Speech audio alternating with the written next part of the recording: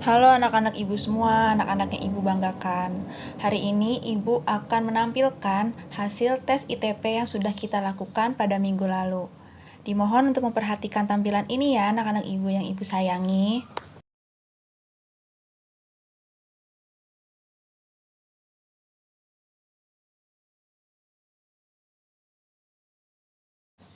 Minggu lalu ibu sudah menyampaikan di Google Classroom penjelasan terkait ITP. Tapi udah dibaca belum sama anak-anak ibu semua? Jadi, ITP itu adalah inventory tugas perkembangan. Nah, ITP ini merupakan instrumen yang digunakan untuk memahami tingkat perkembangan individu, khususnya individu yang berada pada jenjang pendidikan SD, SMP, SMA atau SMK, serta perguruan tinggi. Maka dari itu, anak-anak ibu semua di kelas 11 AKL 2 dapat melakukan tes dari ITP ini, karena kalian masih berada di jenjang SMK.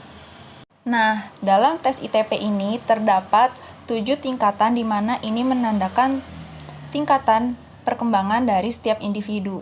Namun, terkhusus untuk individu atau siswa yang berada di sekolah menengah atas atau SMA dan SMK, mereka berada pada tingkat konformistik, sadar diri, saksama, dan individualistik. Untuk tingkat konformistik ini ditandai bahwa individu sudah peduli dengan penampilan diri serta penerimaan sosial. Mereka juga cenderung berpikir stereotip dan klise. Mereka peduli akan peraturan eksternal namun kurang introspeksi. Mereka juga takut tidak diterima oleh kelompok di sekitarnya. Mereka tidak sensitif terhadap keindividualan. Juga mereka sudah mulai mengetahui bahwa jika mereka melanggar atau tidak mematuhi peraturan, mereka merasa berdosa. Yang selanjutnya itu ada tingkat sadar diri. Pada tingkat sadar diri ini, individu sudah mampu untuk berpikir alternatif, serta melihat harapan dan berbagai kemungkinan yang terjadi dalam berbagai situasi. Mereka juga peduli untuk mengambil manfaat dan kesempatan yang ada. Mereka juga sudah bisa melihat orientasi dari pemecahan suatu masalah. Mereka memikirkan bagaimana cara untuk hidup dan mampu melakukan penyesuaian terhadap situasi dan peranan yang mereka lakukan. Selanjutnya ada tingkatan saksama. Pada tingkat saksama ini, individu sudah mampu bertindak atas dasar nilai internal, mampu melihat diri mereka sebagai pembuat pilihan dan pelaku tindakan. Mereka juga sudah mampu melihat keragaman emosi. Mereka bisa melihat motif dan perspektif diri mereka. Mereka juga peduli akan hubungan sesama yang menguntungkan atau mutualistik. Mereka juga memiliki tujuan jangka panjang. Individu yang berada pada tingkatan saksama juga mampu melihat peristiwa dalam konteks sosial dan berpikir lebih kompleks atas dasar analisis. Nah, yang terakhir ada tingkat individualistik. Pada tingkat ini, individu sudah memiliki kesadaran individualitas. Mereka juga sadar akan konflik emosional antara kemandirian dan ketergantungan. Mereka juga lebih toleran terhadap diri sendiri dan orang lain. Mereka juga mengenal eksistensi perbedaan individual. Individu yang berada pada tingkat individualistik juga mampu membedakan kehidupan internal dan eksternal. Mereka juga mengenal kompleksitas diri. Juga, individu tersebut sudah peduli dengan perkembangan dan masalah-masalah sosial yang terjadi di sekitar lingkungannya. Dalam ITP terdapat 10 aspek yang diukur untuk siswa SD dan siswa SMP. Sementara untuk siswa yang berada pada jenjang SMA, SMK, dan perguruan tinggi ada 11 aspek, yaitu yang pertama, landasan religius, yang kedua, landasan perilaku etis, yang ketiga, kematangan emosional, yang keempat, kematangan intelektual, yang kelima, kesadaran tanggung jawab, yang keenam, peran sosial sebagai pria dan wanita, yang ketujuh, penerimaan diri dan pengembangannya. Kedelapan, ada kemandirian perilaku ekonomis. Yang kesembilan, ada aspek wawasan persiapan karir. Yang kesepuluh, kematangan hubungan dengan teman sebaya. Dan yang terakhir, yaitu yang ke-11, persiapan diri untuk pernikahan dan hidup berkeluarga. Nah, selanjutnya yang akan Ibu tampilkan adalah hasil tes yang dilakukan oleh anak-anak Ibu di kelas 11 AKL 2. Di sini ditampilkan ada rata-rata konsistensi, juga rata-rata TP atau tingkat perkembangan, serta skor tiap aspek perkembangan. Rata-rata konsistensi yang didapatkan anak-anak ibu di kelas 11 AKL 2 itu 6,61/11. Skor ini tergolong cukup baik karena tidak terlalu jauh dari skor tertinggi yang ada, yaitu 11. Untuk rata-rata tingkat perkembangannya 6,09. Ini bisa dilihat dari garis kuning yang ada di gambar di sebelah kanan. Sedangkan untuk detail skor tiap aspek perkembangan, yang pertama, untuk landasan hidup religius, kelas 11 AKL 2 berada di 6,01, yang dimana ini masih di bawah rata-rata karena seperti data di atasnya, tertulis bahwa rata-rata TP atau tingkat perkembangan untuk kelas 11 AKL 2 itu 6,09. Untuk selanjutnya, ada aspek landasan perilaku etis di mana anak-anak ibu di kelas 11 AKL 2 sudah mencapai nilai rata-rata yaitu 609 atau 6,09. Untuk poin selanjutnya yaitu ada kematangan emosional, kematangan intelektual, dan kesadaran tanggung jawab.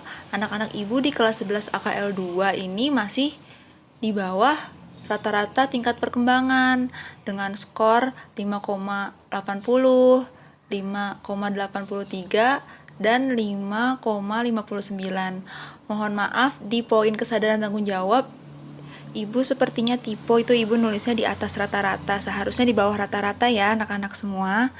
Dan untuk poin selanjutnya, untuk poin nomor 6, 7, 8, 9, 10, anak-anak ibu sudah melampaui nilai rata-rata TP atau berada di nilai rata-rata TP. Sedangkan untuk poin terakhir yaitu poin persiapan diri untuk pernikahan dan hidup berkeluarga. Untuk skor anak-anak ibu pada poin ini itu masih di bawah rata-rata, yaitu dengan skor 6,06. Selanjutnya, dari bagan yang tadi sudah ibu tampilkan terdapat 3 aspek dengan skor terendah, yaitu yang pertama ada skor 5,59 di aspek kesadaran tanggung jawab. Yang kedua ada skor 5,80 di aspek kematangan emosional. Dan yang terakhir terdapat skor 5,83 di aspek kematangan intelektual. Untuk aspek pertama yang terendah yaitu di aspek kesadaran tanggung jawab, biasanya orang yang memiliki skor rendah pada aspek ini itu mereka masih kurang akan kematangan emosionalnya. Mereka juga masih kurang mampu dalam menjaga stabilisasi emosinya. Mereka ini juga mudah cemas serta sulit untuk mengemukakan pendapat. Nah, di kematangan emosional ini, jika ia memiliki skor rendah pada aspek ini, biasanya mereka merasa mereka tidak memiliki kebebasan untuk mengemukakan pendapatnya. Mereka juga mudah cemas dan kurang mampu menjaga stabilisasi emosinya juga. Dan yang terakhir, di kematangan intelektual, biasanya individu yang rendah skornya dalam aspek ini, yaitu mereka kurang mampu untuk bersikap kritis dan bersikap rasional. Mereka juga belum mampu untuk membela hak pribadi dan mereka kurang memiliki untuk kemampuan menilai sesuatu. Nah, kalau tadi kita sudah membahas 3 aspek dengan skor terendah, sekarang Ibu akan membahas 5 aspek dengan skor tertinggi di kelas 11 AKL 2. Yang pertama itu ada peran sosial sebagai pria atau wanita. Nah, berarti di sini anak-anak ibu sudah mampu membedakan tugas pokok antara laki-laki dan perempuan. Anak-anak ibu juga sudah mengetahui peran sosial sesuai dengan jenis kelamin dan tingkah laku serta kegiatan yang sesuai dengan jenis kelamin dan mengetahui cita-cita sesuai dengan jenis kelamin. Pada aspek ini merupakan skor tertinggi yaitu 6,51. Yang kedua itu ada aspek kematangan hubungan dengan teman sebaya. Anak-anak ibu sudah memahami tingkah laku jika berhadapan dengan orang lain, juga sudah memiliki kemampuan untuk berempati, kerjasama, serta kemampuan untuk hubungan sosial. Yang aspek ini memiliki skor 6,31. Yang selanjutnya ada aspek kemandirian perilaku ekonomis. Anak-anak ibu berarti sudah bisa untuk menyisihkan uang, bersikap hemat dengan menabung, memiliki keinginan untuk bekerja keras serta ulet, dan tidak mengharapkan pemberian orang. Aspek ini memiliki skor 6,21. Yang selanjutnya ada aspek wawasan dan persiapan karir. Nah, berarti anak-anak ibu sudah mulai paham tentang jenis pekerjaan, arti kesungguhan dari belajar, serta upaya untuk memahami keahlian serta perencanaan karir. Aspek ini memiliki skor 6,10. Yang terakhir dengan aspek tertinggi yaitu landasan perilaku etis. Anak-anak ibu berarti sudah berlaku jujur, berperilaku hormat kepada orang tua, sikap sopan santun, serta memiliki ketertiban dan kepatuhan akan suatu peraturan. Selanjutnya, ibu akan memberikan contoh dari hasil tes ITP individu siswa ibu yang berada di kelas 11 AKL 2.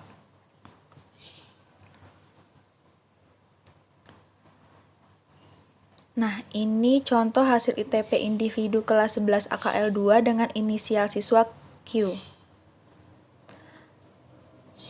Siswa ini memiliki rata-rata konsistensi 8 dari 11, di mana ini merupakan tingkatan konsistensi yang cukup bagus. Selanjutnya, individu ini memiliki rata-rata tingkat perkembangan 4,74 dan detail skor setiap aspek perkembangan. Di landasan hidup religius, ia mendapatkan skor 5,75. Di landasan perilaku etis, ia memiliki skor 6,50. Di kematangan emosional, ia memiliki skor 5,75. Di aspek kematangan intelektual, ia memiliki skor 5,75. Di aspek selanjutnya, di aspek kesadaran tanggung jawab, ia memiliki skor 5,25. Dan di aspek peran sosial sebagai pria atau wanita memiliki skor 5,75. Selanjutnya, di aspek penerimaan diri dan pengembangannya 6,75. Di aspek kemandirian perilaku ekonomi, skornya 5,50. Di wawasan dan persiapan karir, 6,25. Dan di kematangan hubungan dengan teman sebaya, 6,0. Dan di aspek terakhir, yaitu aspek persiapan diri untuk pernikahan dan hidup berkeluarga, individu ini memiliki skor 7,00. Untuk beberapa tulisan yang ibu kasih tulisan merah, berarti individu tersebut masih memiliki skor yang tergolong cukup rendah, sehingga itu ibu berikan tanda dan bisa menjadi acuan apabila individu tersebut ingin memperbaiki dirinya dari beberapa aspek tersebut. Oke, selanjutnya yang akan kita bahas adalah 4 aspek dengan skor terendah dari individu Q tersebut.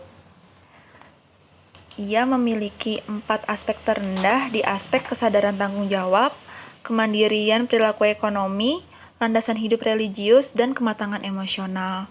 Apabila individu masih memiliki skor yang rendah di aspek kesadaran tanggung jawab, berarti individu tersebut dapat dikatakan belum mampu atau belum dapat mawas diri, belum mampu melakukan tanggung jawab atas tindakan pribadi dan partisipasi pada lingkungan, serta kurangnya rasa disiplin. Untuk aspek di kemandirian perilaku ekonomi, berarti individu tersebut belum mampu berupaya untuk menghasilkan uang, serta masih sulit untuk bersikap hemat dan menabung. Ia juga kurang mampu untuk bekerja keras dan ulet terhadap suatu hal yang ia kerjakan, juga ia masih mengharap pemberian orang. Untuk di landasan hidup religius, berarti individu tersebut masih kurang mampu atau kurang memahami esensi dari sebuah ibadah seperti sholat dan berdoa, juga belajar agama, serta keimanan dan aktivitas keagamaan lainnya. Yang terakhir, yaitu aspek kematangan emosional, berarti individu Q ini belum mampu atau takut dalam mengemukakan pendapat, serta masih sering merasa cemas, kurang mampu mengendalikan emosi, dan kurang mampu menjaga stabilitas emosinya. Jika tadi kita semua sudah membahas 4 aspek terendah dari hasil ITP individu Q, maka sekarang kita akan membahas 4 aspek tertinggi atau 4 aspek dengan skor tertinggi yang dimiliki oleh individu Q. Yang pertama, ia memiliki skor yang tinggi di peran sosial sebagai pria atau wanita.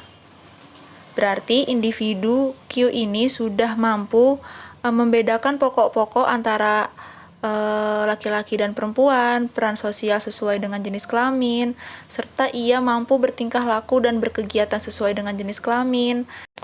Yang selanjutnya, individu ini memiliki skor tertinggi di aspek penerimaan diri dan pengembangannya. Berarti individu ini sudah memahami kondisi fisiknya, ia memahami kondisi mentalnya, ia juga sudah menerima keadaan fisiknya, ia juga mampu mengembangkan cita-cita yang ia miliki, dan ia mampu mengembangkan pribadinya menjadi pribadi yang lebih baik. Yang selanjutnya ada aspek landasan perilaku etis. Berarti individu ini sudah menerapkan hidup jujur, serta ia berperilaku hormat kepada orang yang lebih tua, ia juga bersikap sopan santun di lingkungannya, ia juga mampu mematuhi ketertiban dan mematuhi segala peraturan yang ada di lingkungan sekitarnya. Nah, yang terakhir, individu Q ini memiliki skor tertinggi di aspek wawasan dan persiapan karir. Berarti individu ini sudah memahami jenis-jenis pekerjaan, ia juga sudah bersungguh-sungguh belajar agar dapat mencapai cita-citanya dalam meraih suatu pekerjaan. Ia juga memiliki kemampuan untuk memahami suatu keahlian dan mampu merencanakan karir yang ia inginkan. Nah, tadi kita sudah membahas secara keseluruhan tentang individu Q atau tentang tes yang dilakukan individu Q. Sekarang kita masuk ke pembahasan terakhir, yaitu kesimpulan dari hasil tes ITP seluruh anak-anak ibu di kelas 11 AKL 2. Berdasarkan dari rata-rata tingkat perkembangan, anak-anak ibu ini berada pada skor 6,09. Yang berarti anak-anak ibu ini sudah berada pada tingkatan individualitas, di mana pada tingkatan ini biasanya individu memiliki ciri-ciri. Yang pertama, memiliki peningkatan kesadaran individualitas. Yang kedua, memiliki kesadaran akan konflik emosional antara kemandirian dengan ketergantungan. Yang ketiga, individu ini biasanya menjadi lebih toleran terhadap diri sendiri dan orang lain. Yang keempat, mengenal eksistensi perbedaan individual. Yang kelima, mampu bersikap toleran terhadap pertentangan dalam kehidupan. Yang keenam, mampu membedakan kehidupan internal dan kehidupan eksternal, yaitu kehidupan yang berada di luar dirinya. Yang selanjutnya, mengenal kompleksitas diri. Dan yang terakhir, peduli akan perkembangan dan masalah-masalah sosial. Oke, sekiranya materi hari ini Ibu cukupkan sampai di sini. Semoga materi yang Ibu sampaikan pada hari ini berguna dan bermanfaat bagi anak-anak Ibu semua. Dan ini menjadi sebuah informasi baru untuk anak-anak Ibu semua. Kalau tingkat perkembangan itu perlu kita perhatikan agar kita mampu beradaptasi dengan lingkungan. Sampai sini saja penjelasan Ibu. Sampai bertemu di pertemuan selanjutnya. Semoga anak-anak Ibu dalam keadaan sehat dan semangat terus ya belajarnya. Dadah!